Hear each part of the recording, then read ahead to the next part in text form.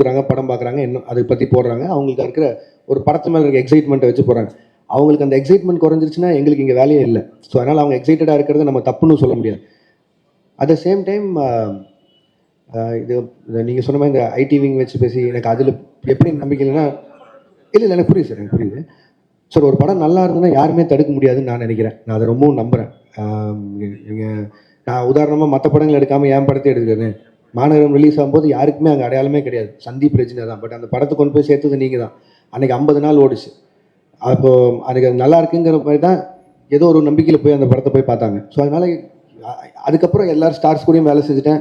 அவங்களோட போஸ்டர்ஸ் வச்சாலே படம் போயிடும். பட் ஆனால் யாருமே இல்லாமல் ஒரு போஸ்டரில் இருக்கும்போது கூட மக்கள் வந்து பார்த்தாங்க. ஸோ ஒரு படம் நல்லா இருக்குன்னா இது எதுவுமே தடுக்காதுங்கிறது நான் நம்புகிறேன் சாலிடாக. Sir okay sir, Lokesh sir, இப்போ உங்களோட ஃபியூச்சர் ப்ராஜெக்ட்ஸ் பற்றி நிறைய வந்துட்டு இருக்கு செய்திகள். அப்படி ஒன்று வந்தது தான் ஹிந்திக்கு போயிட்டு நீங்கள் அமீர் கானோட பண்ண போகிறீங்க அப்படின்னு சொல்லிட்டு, அது ஃப்யூச்சரில் மெட்டீரியலைஸ் ஆகிறதுக்கு வாய்ப்பு இருக்கா சார்? ஒரு 3-4 தடவை மீட்டிங் போச்சு. எனக்கு அவர் சின்ன வயசுலேருந்து ரொம்ப பிடிக்கும். அவர் பெரிய ஃபேன் தான். அண்ட் அவரும் வந்து என் ஒர்க் ரொம்ப பிடிச்சுன்னு சொல்லி தான் அவர் கூலிலேருந்து படம் பண்ணணும்னு பேசுகிறாரு. பட் ஆனால் நான் சொன்னேன் சார், இங்கே இவ்வளோ கமிட்மெண்ட்ஸ் இருக்குது. அண்ட் சாருக்குமே அவருக்கும் நிறையா கமிட்மெண்ட்ஸ் இருக்குது. ஸோ இதே மாதிரி ஏதோ ஒரு டைம் லைனில் ஏதாவது மிஸ் மேட்ச் ஆகும்போதோ வேற ஒரு டைம் கிடைக்குதோ அப்படிங்கிறத பார்த்து தான் சார் பண்ண முடியும். பட் ஆனால் we are talking sir. Sir எனக்கு எல்லா ஹீரோஸ் கூடயும் வேலை செய்யணும் சார். அவங்க எல்லாரும் கூடயும் பேசிட்டு தான் இருக்கேன். பட் ஆனால் டைம் லைன் தான் சார் பிரச்சனை. சார் இங்கே ஒரு கேள்வி சார். இங்கே சார் இங்கே சார் நீங்கள் டிசியில் பண்ணிட்டு இருக்கிறதா, டிசியில் இப்போ பண்ணிக்கிட்டு இருக்கீங்க. அதேமாரி ஜனநாயகன்லேயும் ரிப்போர்ட்டராக பண்ணிகிட்டு இருக்கீங்க அப்படின்றதும் தகவல் வந்துச்சு. அது நீங்கள் எப்படி பார்க்குறீங்க? அதுக்கப்புறம் 2 கேள்வி ஆரம்பிச்சுக்கிறேன். இந்த சென்சார் இஷ்யூ கூலிலையும் ஏ சர்டிஃபிகேட் வந்திருந்தது, ஜனநாயகன்லையும் அது பாதிக்கப்பட்டிருக்கு. அது எப்படி சார் பார்க்குறீங்க இந்த 2 கொஸ்டின்? சார் டிசியில் அவன் சார் பண்ணிருக்கேன். அது அருண் மாதேஸ்வரன் படம். இது வந்து ஹெச் வினோதனாவும் விஜயனாவும் ஒரு நாள் கூப்பிட்டாங்க. ஸோ அது கேமியா பண்ணேன். அது அவ்வளோதான் என்னால் சொல்ல முடியும். அதுக்கு மேலே அவங்க பேசிங்க. அண்ட் ரிகார்டிங் சென்சார் போர்ட், நான் கூலி சொல்லணுன்னா அதுக்கும் நிறைய விமர்சனம் வந்தில்லை. ஏன் ரஜினி சார் ஏ சர்டிஃபிகேட் அப்படின்னு சொல்லி ஏ சர்டிஃபிகேட் வாங்கணும்னு போல. எனக்கு என்ன ஆச்சுன்னா, சென்சார் போர்டில் ஃபர்ஸ்ட் சென்சார் பண்ணி முடிச்சோன்னே தி அட்வைஸ் வித் 35 கட் சொன்னாங்க. அப்புறம் ஒரு 9 மியூட்ஸ் இருந்தது. மியூட்ஸ் கூட ஓகே, எனக்கு பிரச்சனை இல்லைன்னு சொல்லிட்டேன். பட் 35 கட்டுங்கிறது வந்து என்னால் அன்றைக்கி ஏற்றுக்க முடியல. இப்போ படம் ரிலீஸ் ஆனதுக்கப்புறம் ஆல்ரெடி நிறைய இடங்கள் புரியலன்னு சொல்லி சொல்கிறாங்க. மேபி அது ஐல் டேக் த பிளேம். நிறைய இடத்துல நான் புரிய வச்சுருக்கணும். பட் ஆனால் அதையும் மீறி 35 கட் அப்படின்னா அது படமாகவே இருந்திருக்காது. இன்னும் நீங்கள் வந்து ஒரு ஒரு ஒரு கம்ப்ளீட்டட் ஃபிலிம் வித் ஏ சர்டிஃபிகேட்டா இல்லை ஒரு இன்கம்ப்ளீட் ஃபிலிம் வித் யூபிஏ சர்டிஃபிகேட்டாங்கிற மாதிரி தான் இருந்தது. அண்ட் இமீடியட்டாக அது நான் ஒருத்தர் எடுக்க முடியிற கால் இல்லை. ஏன்னா அது எத்தனை கோடி இன்வெஸ்ட் பண்ணியிருக்காங்கன்னு உங்களுக்கு தெரியும். ஸோ நான் ப்ரொடியூசர்கிட்டையும் பேசினேன், ரஜினி சார்கிட்டையும் பேசினேன். அண்ட் எல்லாரும் பேசி முடிவு பண்ணி வி அப்ளை ஃபார் ரீசென்சார். உடனே ரீசென்சார் அப்ளை பண்ணோம். ரீசென்சாரில் அடுத்த பேனல் பார்த்துட்டு திருப்பியும் அதே 35 கட்டு அட்வைஸ் பண்ணாங்க. பட் அட்வைஸ் பண்ணுறதை தாண்டி ரீசென்சாரில் எனக்கு சொன்னது என்னென்னா, தீமேட்டிக்காகவே இது அதாவது பிணங்களை எரிக்கிறதும் இந்த மாதிரி பண்ணுறதுங்கிறதும் தீமேட்டிக்காகவே எனக்கு இந்த மாதிரி பண்ணணும். அண்ட் எங்களுக்கான ரிலீஸ் டைம் இருக்குது. அண்ட் எனக்கு அந்த படத்தை எந்தையுமே விஷுவலாக கட் பண்ணிட வேணாம். எல்லாத்தையும் மனசில் வச்சுட்டு ரஜினி சாரோட அட்வைஸை எடுத்துகிட்டு அண்ட் தென் வி டிசைடட். ஏன்னா ஒரு ஏ சர்டிஃபிகேட் வந்ததுனால மட்டுமே ஒரு 40-50 கோடி வருமானத்தில் லாஸ் இருக்க மாதிரி இருக்கும். பட் ஆனால் அது சன் பிக்சர்ஸ் எனக்கு கொடுத்த ஃப்ரீடம், ரஜினி சார் எனக்கு கொடுத்த ஃப்ரீடம், லோகேஷ் உங்கள் காலாக இருக்கட்டும், உங்களுக்கு என்ன தோணுதோ பண்ணுங்கன்னு. நான் ஒரு கம்ப்ளீட் ஃபிலிமாக இருக்கணும்னு சொல்லி தான் ஏ சர்டிஃபிகேட் கொடுத்துக்கிட்டது. இல்லைன்னா ஆப்வியஸாக இன்னும் கொஞ்சம் அதிகமாக சம்பாதிக்க போகுதுன்னா நான் வேணான்னு தான் சொல்லியிருப்பேன். பட் இதுதான் ஆக்சுவலி நடந்தது.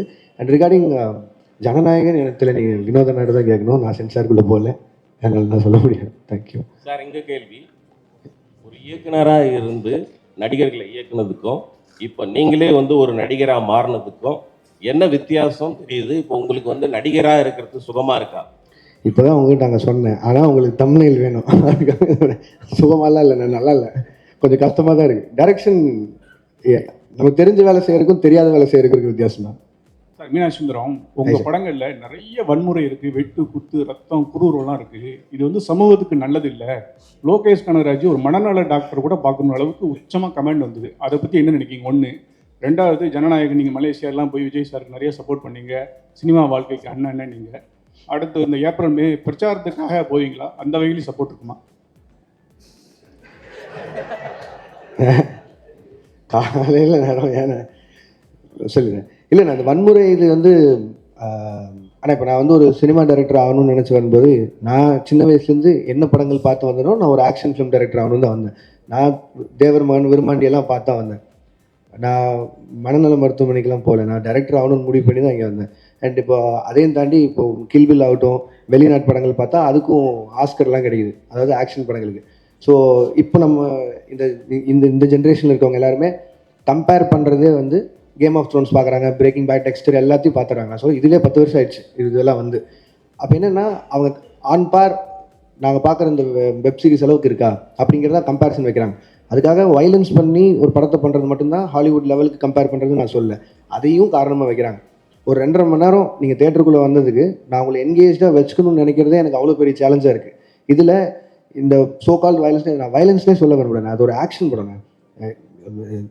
எப்படி ஜாக்கி சானை பார்த்தோம், எப்படி ப்ரூஸ்லி பார்த்தோம், அர்னால்டை பார்த்தோம், அப்படிலாம் பார்த்தா வந்தோம். அதுக்கப்புறமா ரஜினி சார் பார்த்தோம், நம்ம ஊர்லேயே கமல் சார் பார்த்தோம், எல்லா ஆக்ஷனும் விஜயகாந்த் சாரோட ஒன் தேட்டரில் விடாமல் பார்த்தோம். இதெல்லாம் தான் ஒரு ஆக்ஷன் டைரக்டர் ஆகணும்னு மாற்றுறது.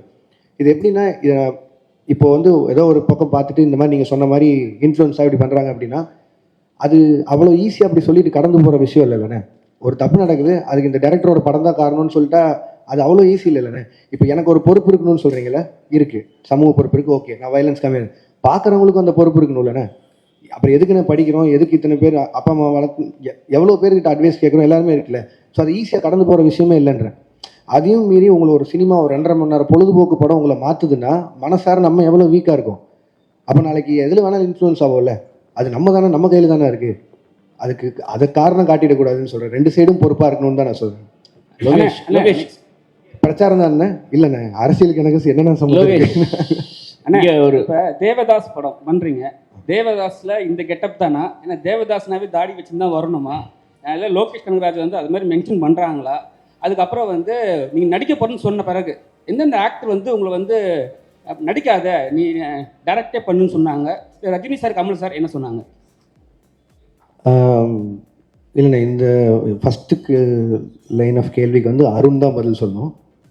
தேவதாஸ் தாடி வச்சிருக்கணுமா வச்சிருக்கூடாதா அதெல்லாமே அவன் தான் பதில் சொல்லணும். இது வந்து அவன் இப்படி வர சொன்னான், அதனால நான் இப்படி நடிச்சிட்ருக்கேன், அவள் தான் என்னால் பதில் சொல்ல முடியும். அண்ட் இல்லைண்ணா, நான் ரஜினி சார்கிட்ட போகிறதுக்கு முன்னாடி அவர் தெரியும் நான் நடிக்கிறேன். நான் இப்போ கூலியிலேருந்து வரும்போது அவர் வாழ்த்துக்கள் தான் சொன்னார், கமல் சார் வாழ்த்துக்கள் தான் சொன்னார்.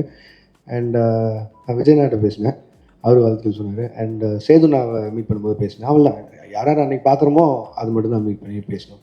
அண்ட் இன்னொரு கிளாரிட்டியும் கொடுக்கணும்னு நினச்சி, இந்த நீங்கள் இந்த ரஜினி சார் கமல் சாரை பற்றி பேசினால அவங்க 2 பேரை வந்து அன்ஃபாலோ பண்ணிட்டேன் ட்விட்டர்லேருந்து அப்படிலாம் சொல்லியிருந்தாங்க. அவங்க 2 பேரும் எந்த இடத்துல இருக்காங்க, நான் அவங்க கூட ஒர்க் பண்ணதையே ஒரு பாகியமாக நினச்சிட்டு இருக்கேன். நான் ஒரு ஊர்லேருந்து வந்து 2 பேரையும் டைரக்ட் பண்ணிட்டேங்கிறத ஒரு 2 வருஷத்துக்கு முன்னாடி ஸ்க்ரால் பண்ணும்போது லைக் போட்டதுக்கு நான் எவ்வளோ பதில் சொல்கிறேன், தெரியாமல் லைக் பண்ணதுக்கு எவ்வளோ பதில் சொல்கிறேன்னு எனக்கு தெரியும். இன்றைக்கி தேதிக்கு அப்படி யாராவது அன்ஃபாலோ பண்ணிட முடியுமா, இல்லை அது எப்படி பாசிபிளாக இருக்கும்?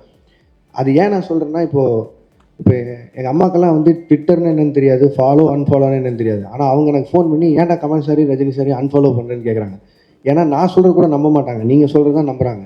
அதனால தான் நான் சொல்லிட்டுருக்கேன். அந்த மாதிரி அன்ஃபாலோ பண்ணுறதோ அப்படி எதுவும் இல்லை. அதையும் மீறி இந்த மாதிரி ஏதாவது சென்சிட்டிவான விஷயம் இருந்ததுன்னா என் சைட்லேயோ இல்லை என் டீம் சைட்லேயோ யாராவது கிட்ட கேட்டு கொஞ்சம் எழுதுனீங்கன்னா பேசுனீங்கன்னா நல்லாயிருக்கும்னு நினைக்கிறேன். அதை வேண்டுகோளாக வச்சுக்கிறேன். மலேசியா போனதுக்கு அப்புறம் இங்கே தானே, மலேசியா போனதுக்கு அப்புறம் உங்கள் டிவிக்கு அந்த விஜய் ரசிகர்லாம் உங்க வச்சு கொண்டாடுறாங்க, ஏன் கொண்டாடுறாங்கன்னு யோசிச்சு பார்த்தீங்களா? இல்லை புரியல, யோசிச்சுங்க.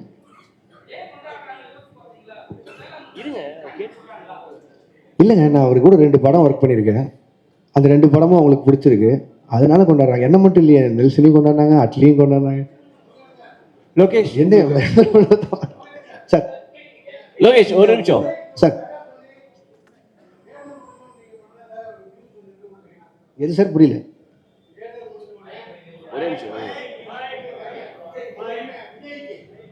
இல்லை சார், அப்படியெல்லாம் எதுவும் நடக்கல சார். இல்ல லோகேஷ் ஒரே நீங்க அல்லு அர்ஜுனை வச்சு அட்லியும் பண்றாரு, அல்லு அர்ஜுனை வச்சு இப்போ நீங்க லோகேஷ் கனகராஜன் பண்ண போறாரு. ஸோ 2 பேருக்கும் உள்ள அந்த காம்பினேஷன்ல ஒரு ஹெல்த்தியான ஒரு காம்படிஷன் இருக்குமா? யாரு பெஸ்டா பண்றது அல்லது யார் படத்தை பீட் பண்றது அப்படின்னு சொல்லி? இல்லைங்க, 2 பேருமே எங்களோட அடையாளம் தமிழ் இண்டஸ்ட்ரி. ஸோ முடிஞ்ச அளவுக்கு இங்கே இருக்கிற இண்டஸ்ட்ரியை எவ்வளோ தூரம் மேலே கொண்டு போகிறோங்கிறது ஐடியா. அது அட்லீஸ்ட் சைடில் அவர் ட்ரை பண்ணுறாரு, என் சைடில் நான் ட்ரை பண்ணுறேன். 2 பேரும் ஃப்ரெண்ட்ஸ் தான். ஸோ அதனால் யார் படம் ஜெயிச்சாலும் அதிகமாக சம்பாதிச்சாலும் சந்தோஷம் தான். தமிழ் இண்டஸ்ட்ரியிலேருந்து தானே போகுது. 2 பேருக்குமே லோகேஷ் உங்களுக்கு